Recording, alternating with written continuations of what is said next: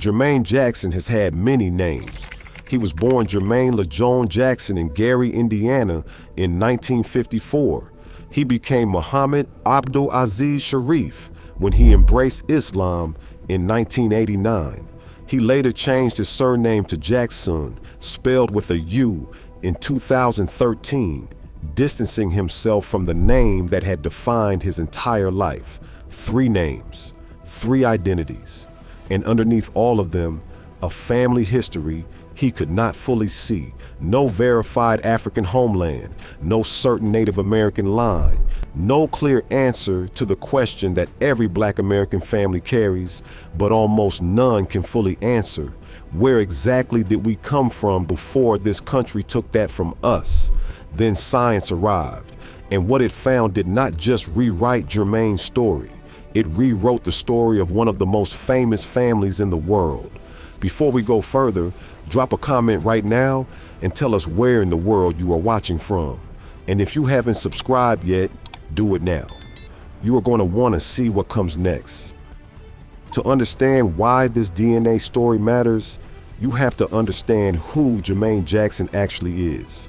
He is the 4th child of Joe and Catherine Jackson, born into a 2-bedroom house in Gary, Indiana, a city that was already beginning its industrial decline when the Jacksons arrived. His father worked at a steel mill and played guitar in a band that never broke through.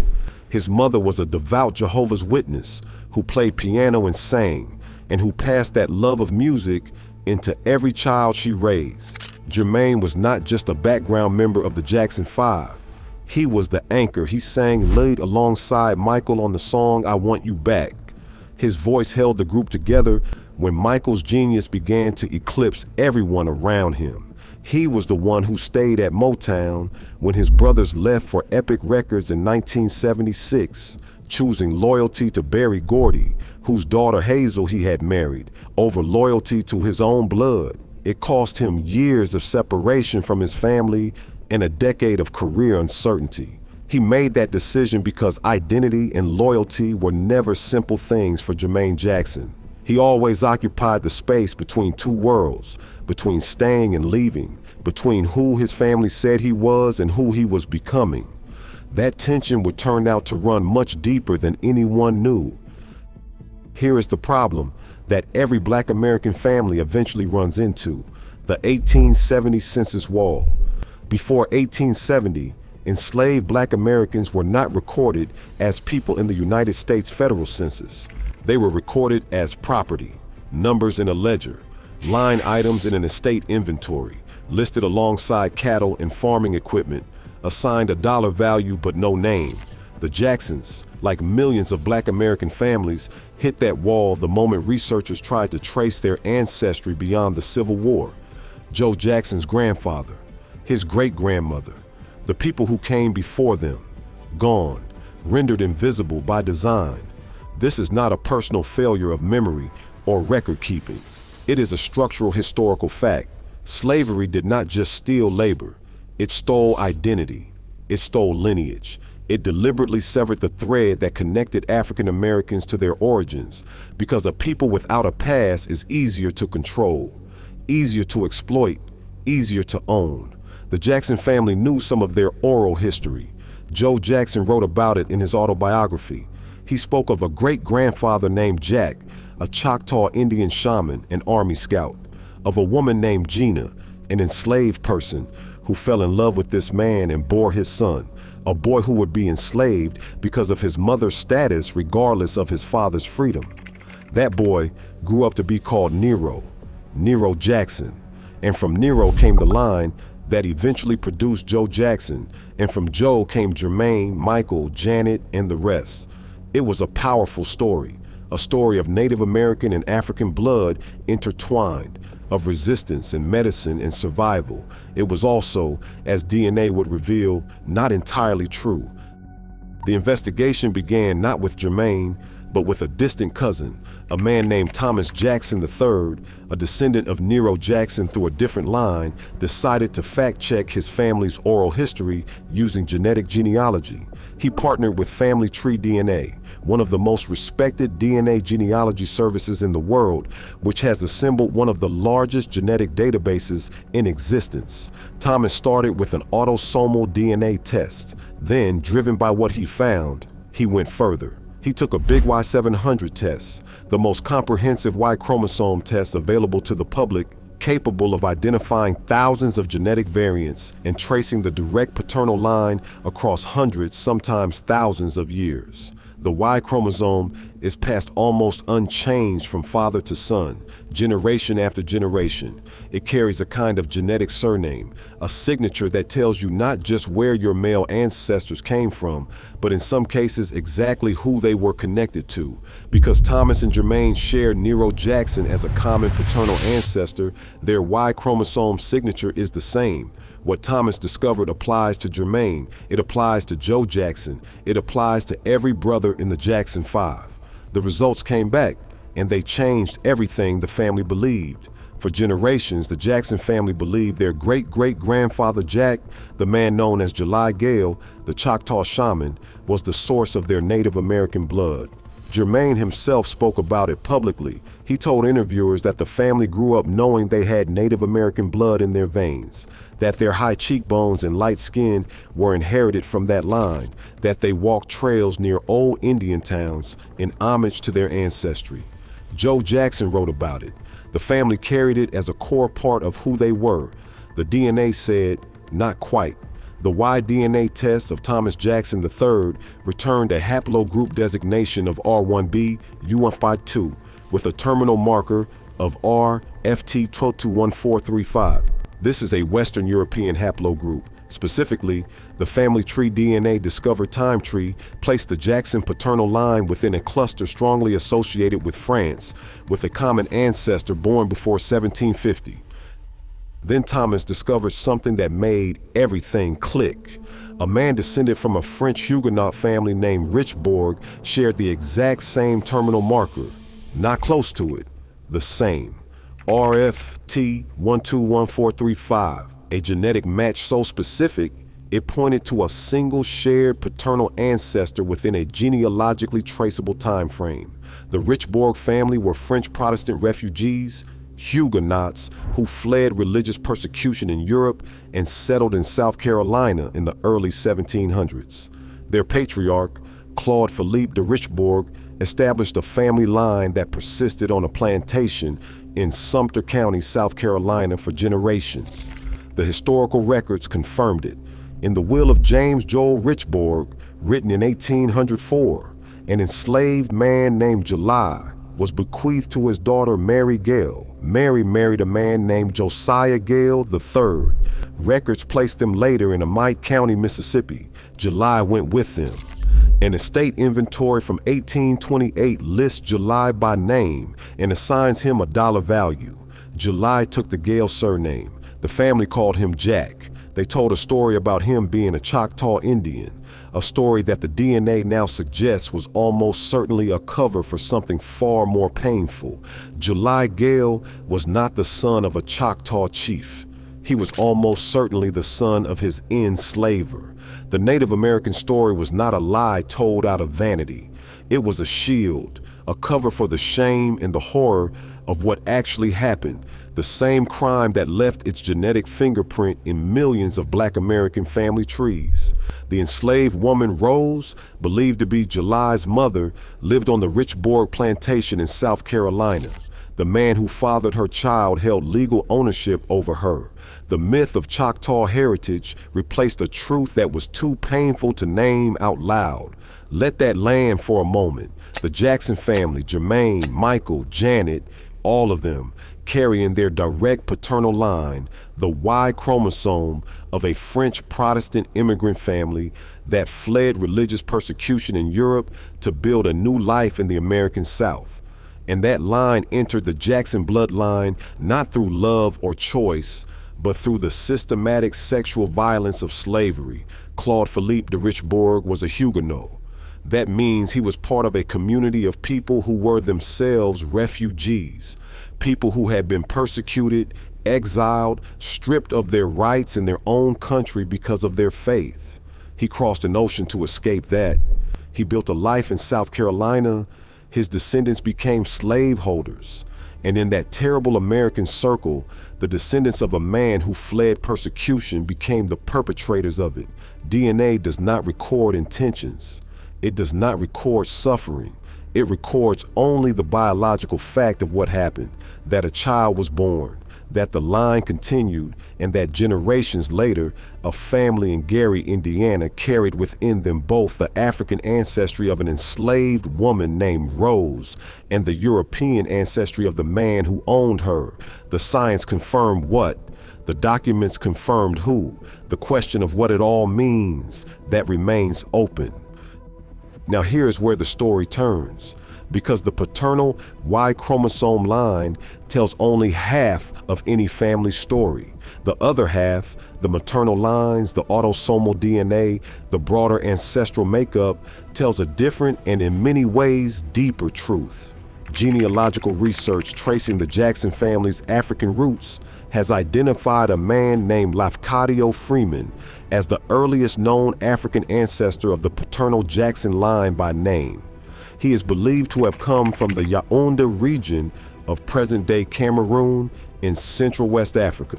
He was enslaved, transported across the Atlantic, and his daughter Gina was born into bondage on American soil. Gina was the woman who fell in love with July Gale, known to the family as Jack, and she bore the son who became Nero Jackson. So the family story was not wrong in its essence. It was displaced in its details. There was an African woman named Gina at the center of this family's origin. There was an outsider man who was free, or freer. Their union produced a child who was enslaved because of his mother's status. That child, Nero, fought against his enslavement with everything he had. He ran. He was caught. He was tortured. He survived. After emancipation, he built land and wealth in Mississippi. He became a medicine man. He became the foundation on which everything the Jackson family would eventually become was built. The Cameroon roots are real. The West African blood that flows through the Jacksons is real. What DNA recalibrated was the identity of one man several generations back, a man whose Y chromosome carried the signature of a French plantation owner's son instead of a Choctaw shaman's son. The science tells one story, the lived truth tells another. Both of them are true. Now consider what this means for Jermaine, specifically. Of all the Jackson siblings, Jermaine has been the most public and most deliberate seeker of identity beyond what America assigned to him.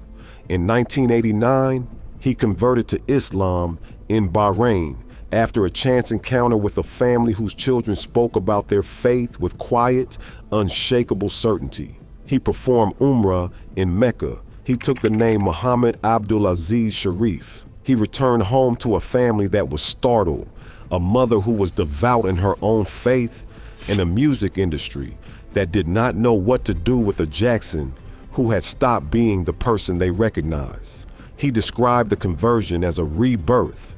He said that Islam gave him the first sense of genuine spiritual connection he had ever felt.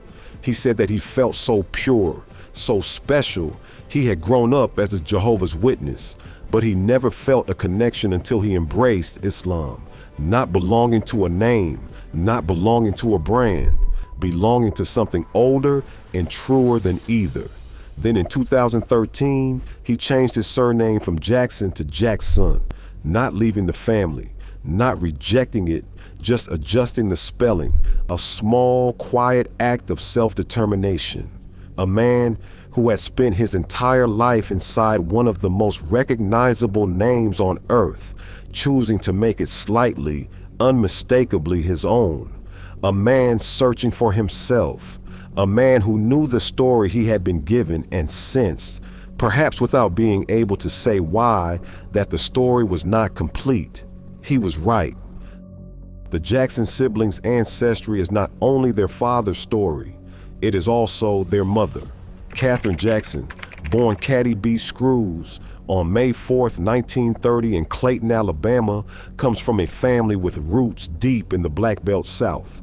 Her father, Prince Albert Screws, was born in 1907 in a small place called Jernigan, Alabama.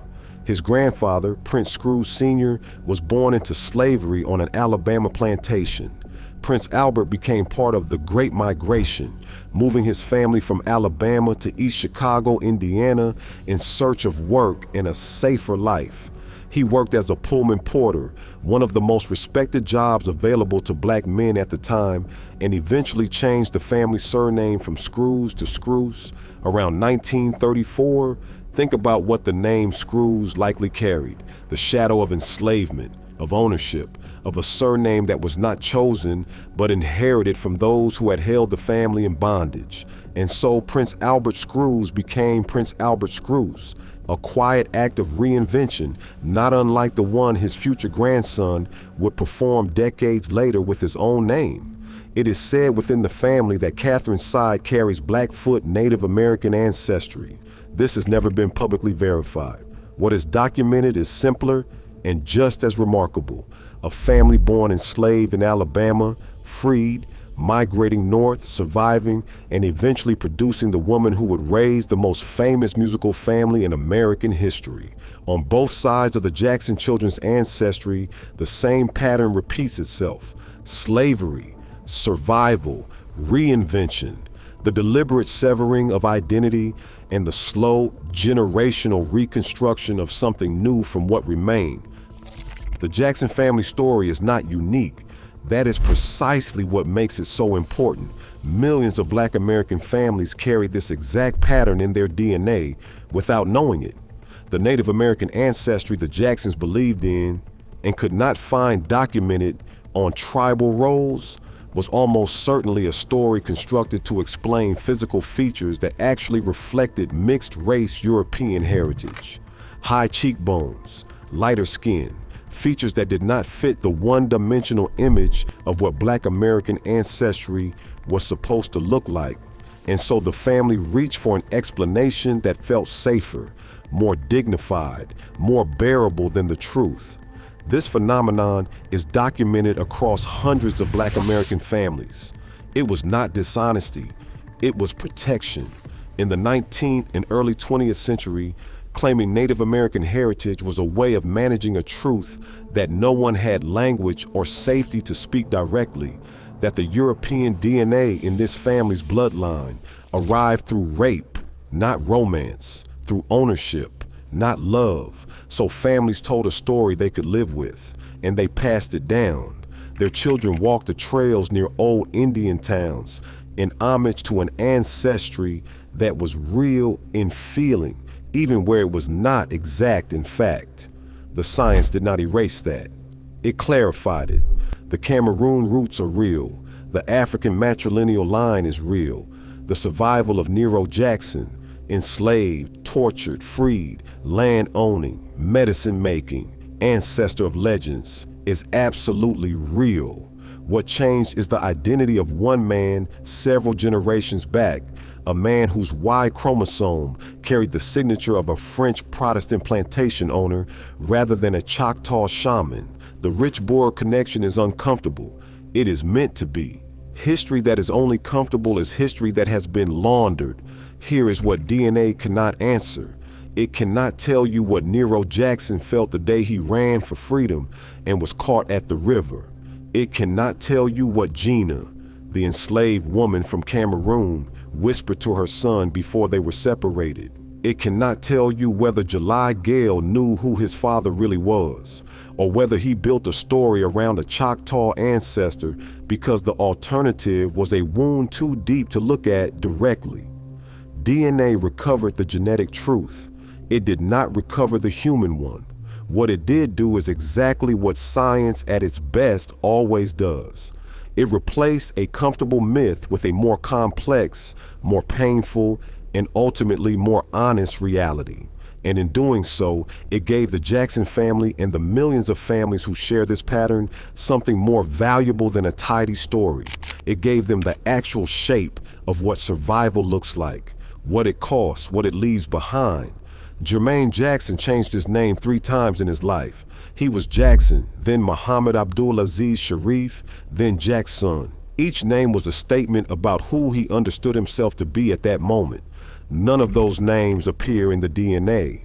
What appears there is older, a Cameroonian man sold into slavery, a French Protestant refugee whose descendants became enslavers, an enslaved woman named Rose who had no say in what happened to her, an enslaved man named Nero who survived torture and built a life anyway, a grandfather who changed his family's surname rather than carry the mark of bondage one day longer than he had to. The genome tells one story, the name tells another, the life tells a third. All 3 of them are true.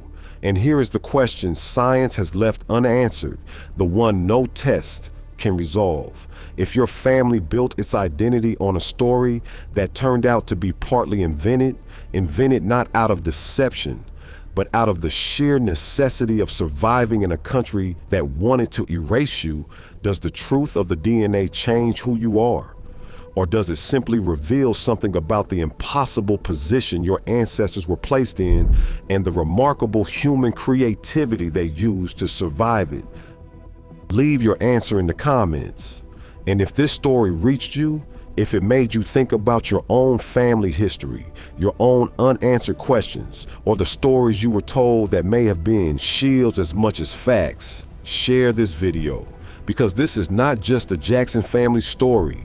It is the story of America. Subscribe for more stories where science recovers what history deliberately erased. Every week, we go deeper. You won't want to miss what's coming next.